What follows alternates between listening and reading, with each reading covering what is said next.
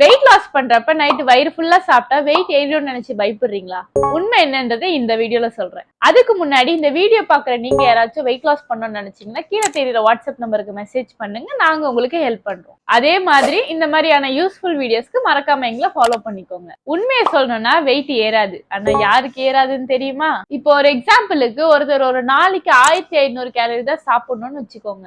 காலையில ஒரு 300 கேலரி சாப்பிடுறாங்க, மத்தியானம் ஒரு 300 கேலரி சாப்பிடுறாங்க, டோட்டலா 600 கேலரி ஆச்சு. அப்ப மீதி இருக்க 900 கேலரி அவங்க நைட்டு சாப்பிடும்போது வெயிட் ஏறிடும்னு நினைக்கிறாங்க. ஆனா கொஞ்சம் யோசிச்சு பாருங்க, அவங்க அந்த டே ஃபுல்லா 1500 கேலரி தான் சாப்பிட்டுருக்காங்க. இந்த மாதிரி பண்ணும்போது வெயிட் ஏறாது. ஆனா யாருக்கு ஏறும் தெரியுமா? இப்ப ஒரு பர்சன் ஒரு நாளைக்கு 1500 கேலரி தான் சாப்பிடணும், ஆனா அவங்க காலையில 500 கேலரி சாப்பிடுறாங்க, மத்தியானம் 500 கேலரி சாப்பிடுறாங்க, நைட் ஒரு 1000 கேலரி சாப்பிடுறாங்க அப்படின்னா அவங்களுக்கு தான் வந்து வெயிட் ஏறும். ஏன் அப்படின்னா அவங்க ஒரு நாளைக்கு 1500 கேலரி சாப்பிடணும், ஆனா அவங்க மொத்தமா 2000 கேலரி சாப்பிட்டுருக்காங்க. இப்ப நீங்களே சொல்லுங்க, கேலரி அதிகமா சாப்பிட்டது தப்பா இல்ல நைட்ல சாப்பிட்டது தப்பா?